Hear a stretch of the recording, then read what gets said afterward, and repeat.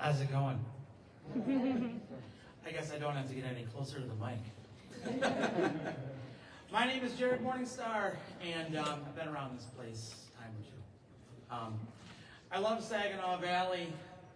I'm inspired by every single one of you that read, every single one of you that's here.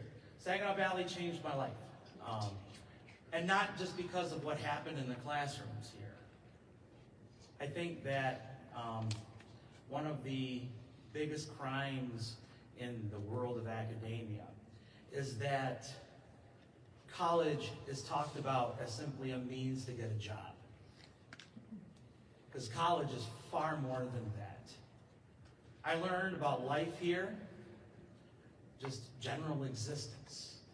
I learned about the world here through people I met and also when I left this place. Because it opened my eyes to pay attention to a lot of things in the world that I hadn't before.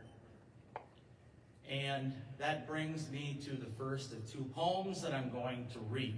I live in Mount Pleasant, even though I still teach here at SASA. And about 5 minutes walking distance from my home is the remains of the Mount Pleasant Indian Industrial Boarding School. For those of you that know about Native American boarding schools, it is a travesty, one of the great travesties in this country, that we don't know more about the horrible things that occurred there. And to live that close, to drive by that place every day, it makes me think about what it would be like to live in the neighborhood of Auschwitz and pass by this place.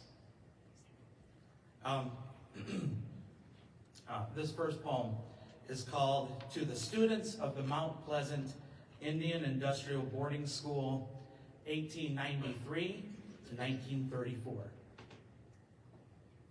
I am sorry.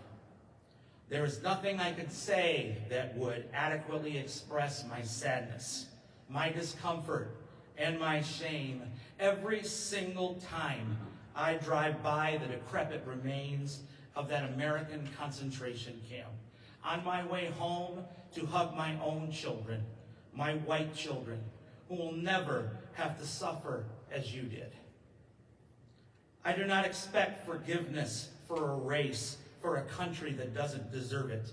How could anyone expect you to erase our atrocities from your blackboard, like we eliminated your culture, language, your freedom, all in the name of education, of killing the Indian to save the man?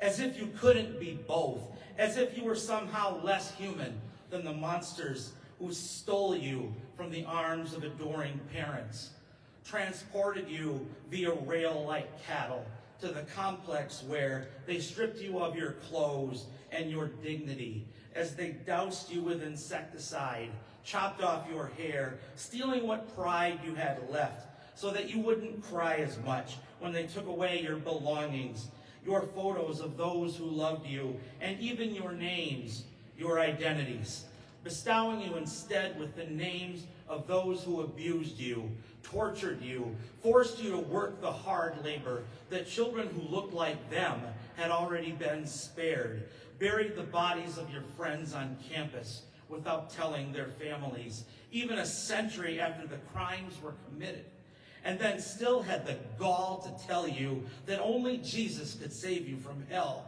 as if you didn't already know what eternal damnation felt like, as if they weren't the ones who damned you. No, we are the ones who need an education, to know that not all devils are named Satan or Adolf, that some of them act in the name of a nation that preaches equality and justice for all. And that's why I swear to expose my students to the truth that some still want to hide.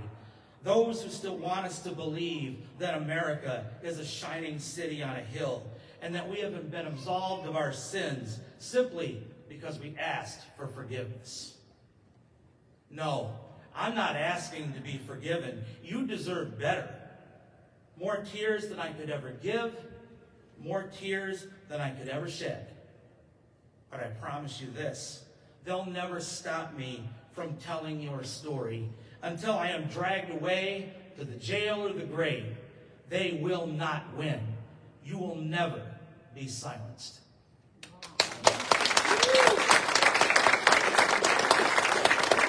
Thank you.